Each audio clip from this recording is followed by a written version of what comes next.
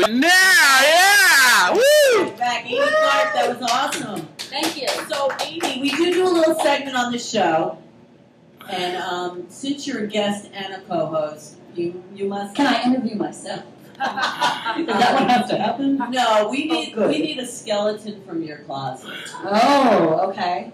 So tell us a dark, deep skeleton from the closet of Amy Clarke.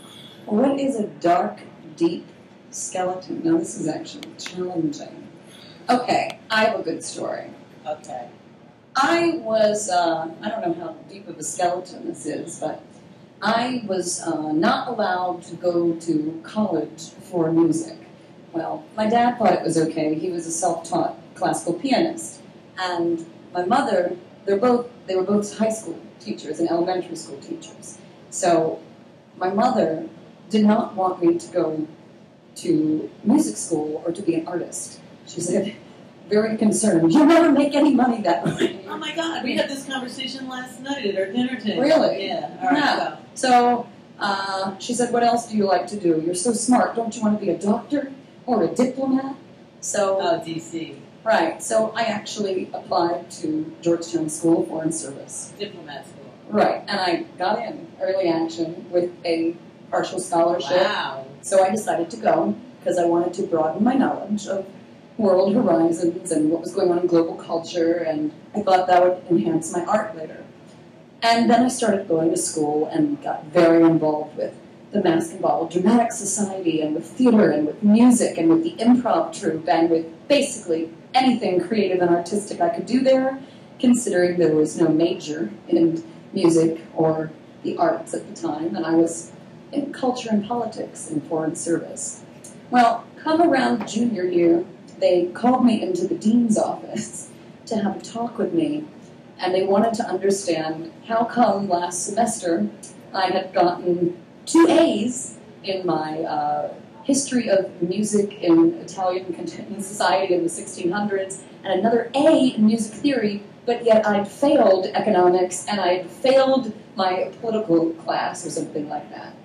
And good for you. Yes, and I very reverently told them, because I hate those stupid classes, they're boring, and I'm not interested in them really anymore, and I am doing 2 different theater shows right now, and the cabaret show, and I just have a lot of music and arts going on, and they said, but you didn't even take the finals, and I said, why would I go take the finals? I didn't go to the last 6 weeks of class, what would the point be?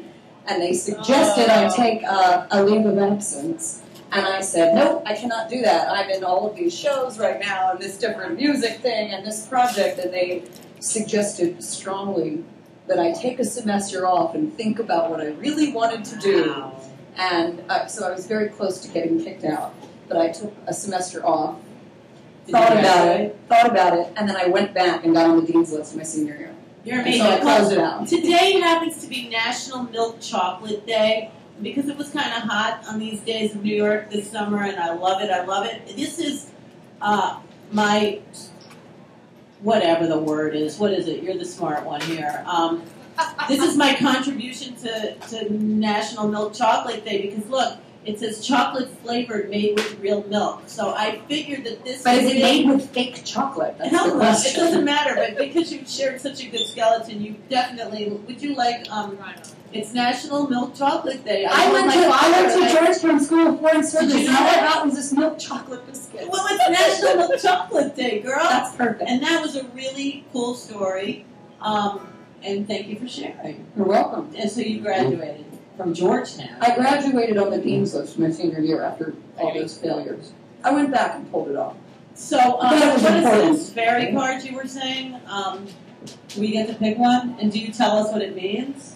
Yes, but you can interpret what it means too, because I don't know all the answers. That's I actually love a line of my fairies. song. All right, Lainey, why don't you go This is first? a tarot card? I'll tell you a little Fairy bit. card. It's sort of. Wow, and that's my card that I've always gotten for the last few days, so it's not funny that it came out. The Guardian at the Gate, and it's one who leads others through portals, and very much has a lot to do with initiation. Now, are we supposed to shuffle them with our energy? You can and all shuffle, that? yeah, you can shuffle them and do whatever. You want to Here's go the deal. first? This deck is not a traditional tarot deck by any means. It's a collection of picture cards that are all illustrated by the artist Brian Froud, who designed a lot of the creatures in the David Bowie movie Labyrinth, and his wife does a lot of fairy creatures as well, and he's done a lot of fairy drawings, the Good Fairy, Bad Fairy book, and many of that. So it's a whole bunch of fairies, goblins, gnomes, and other creatures. It does not correspond to traditional numbers in a tarot deck. It's an art deck. All right, Lainey, pick your fairy. Shuffle them until you feel like they're giving you a card for the day. When we come back, we're going to find out what it means. And this is the Fairy Oracle by Brian Proud. And we're going to come back with the Cruel Shoes.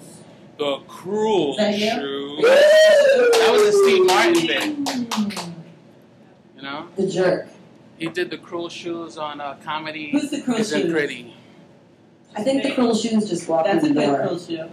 All right, we'll be right back. We'll be right back on Ruin Hill. And wait, did you pick your fairy? I didn't pick it. What do I do? Pick your fairy. Just dig in there and pick one out? Take whichever one you want, and I'll Pick tell the you fairy. a story about it. All right, we'll be back to find out what this means. Oh, she drew the lounge, and we're going to find out what the All lounge right, we'll be means. right back to find that out on Ruin Hill. You got it, baby. I'll let you